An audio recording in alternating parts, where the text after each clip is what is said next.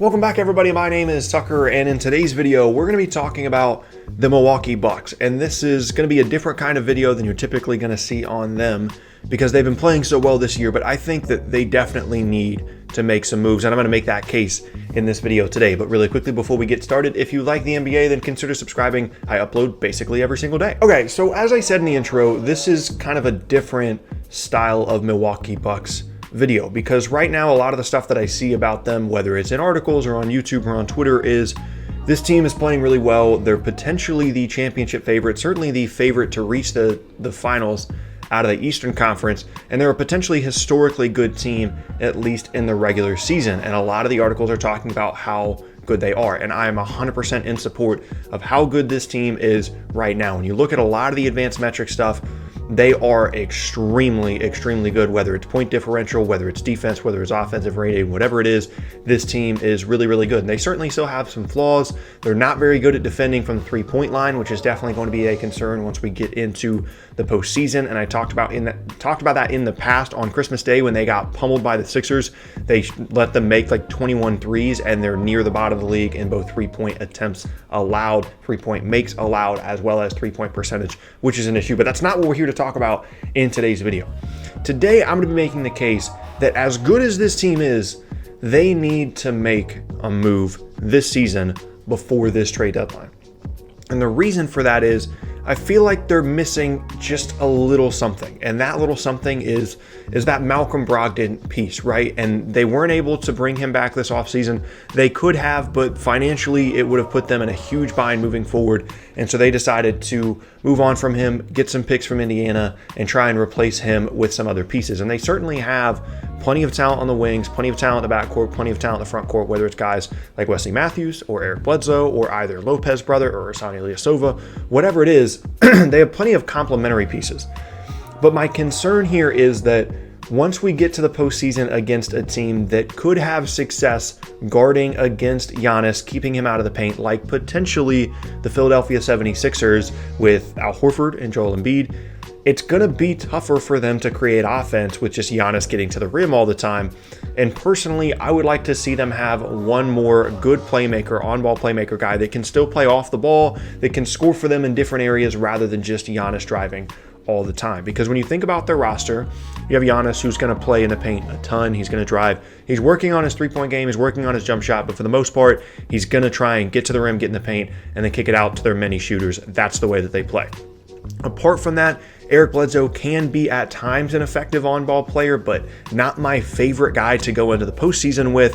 And then outside of that, Chris Middleton is the other option, and he is more of a off-ball shooter, potentially posting up, potentially hitting mid-range shots. He's not going to be running a ton of ball screens and getting into the lane, which again is a role that I feel like this team needs to fill. Because if you're looking at weaknesses outside of the statistical stuff for Milwaukee that I talked about in the beginning of the video, from a roster construction standpoint, they have the worst second best player out of any of the true championship contenders. Like when you look around the league, you've got Kawhi and Paul George, you've got LeBron and AD, you've got Simmons and Embiid.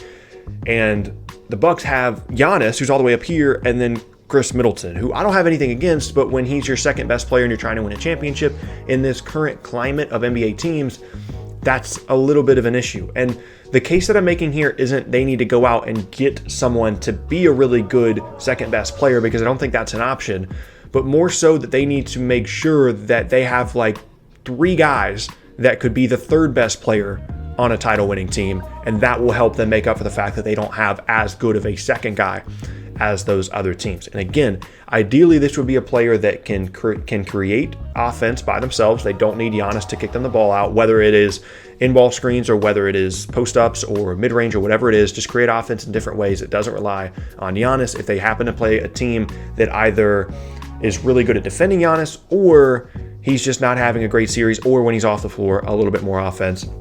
And also a guy that can play off the ball and shoot the ball extremely well. So options here that I'm thinking about is potentially a Bogdan Bogdanovic trade. They have younger pieces that the Kings could be interested in. This is a guy that can create plays on the ball. He can shoot.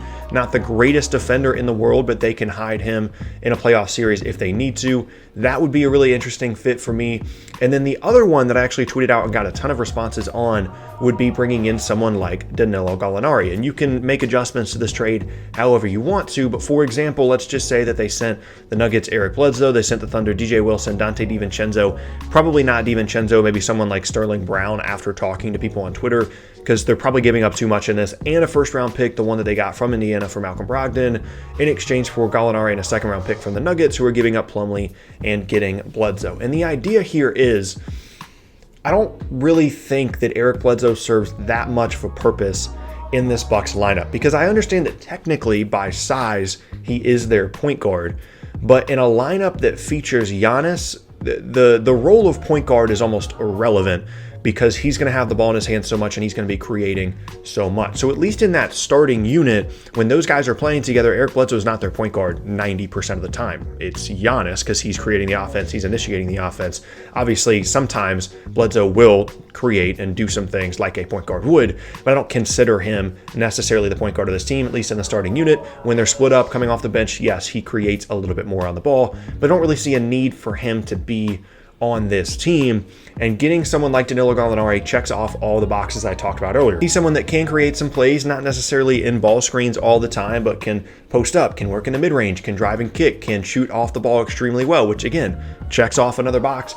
And they're not really giving up too much here. Again, DiVincenzo, you probably take him out, maybe give up Sterling Brown. The Thunder would be motivated to move Gallinari because he's an expiring, so they're getting 2 players and a pick in exchange for a guy they're probably not going to keep around after this season anyway. And I don't want to get bogged down too much in the specific trades, but my overall point here is all about this Bucks team keeping Giannis Antetonkounmpo in free agency. That is goal number 1. That's priority number 1 for this franchise until he signs that Supermax contract. Because if you can get Giannis locked down for another 6 years, he'd be eligible to sign the Supermax this offseason. And then if he signs that, then that's 6 or 7 more years that you know you're going to have Giannis under contract and on your team. You are setting yourself up to be a championship contender for the next half decade, no matter what. As long as this guy is healthy and he's on your team, he's going to get you to the point where you are contending for championships every single year. And that is a huge, huge deal. Cannot be overstated how big of a deal that is. And it can't be overstated how much of a disaster it would be if they allowed him to leave in free agency. So the concept here is make sure that he doesn't have a choice. Make sure that there's no way that he can look at the situation and say, maybe there's better options. And how do you do that?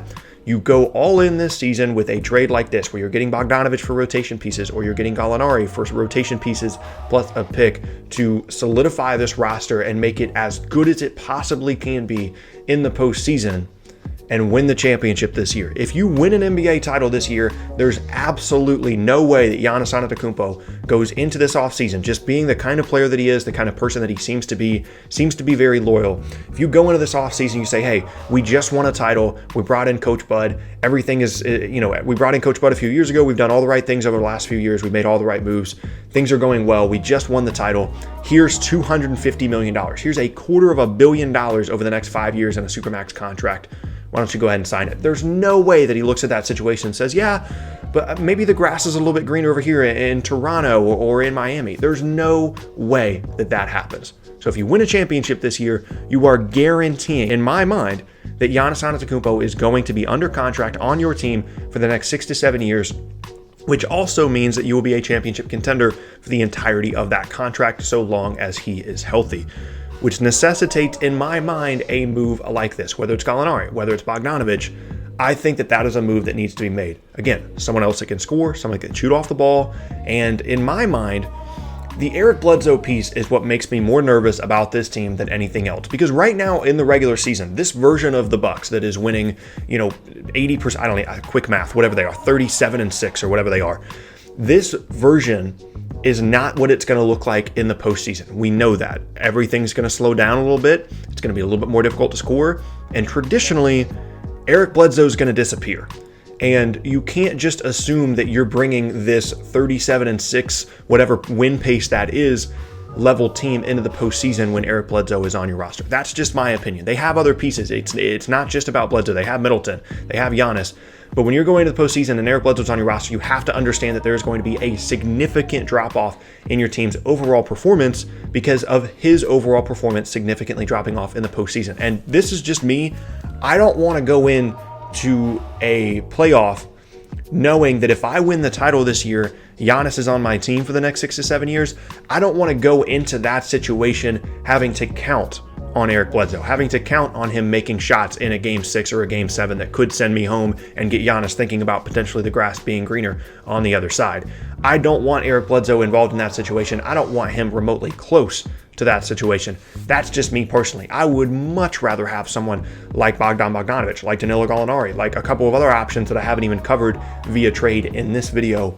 That's just me. That's the thing that makes me more nervous than anything else. I want the Bucks to keep Giannis. I think it would be a great story for a guy that, you know, a team believed in the middle of the first round, and he developed into this MVP caliber, potentially best player in the league level player over the next handful of years, the next face of the league, potentially him alongside Luka.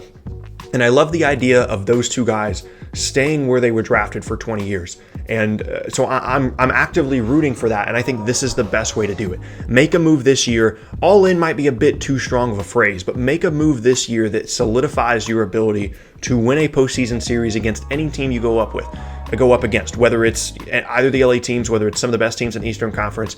Put the best team you have on the floor out there by trading someone like Eric Bledsoe or trading for someone like Gallinari and Bogdanovic to guarantee that Giannis does not have any other options. Win a title, offer him $250 million, and if he says no, you never had a chance in the first place anyway of re-signing him. That's just my opinion. And there you have it. That is going to be the end of today's video, and I thank you all very much for watching. Once again, my name is Tucker. If you missed any of my previous videos, then be sure to check out the boxes on screen. Thanks again, and I'll see you all next time.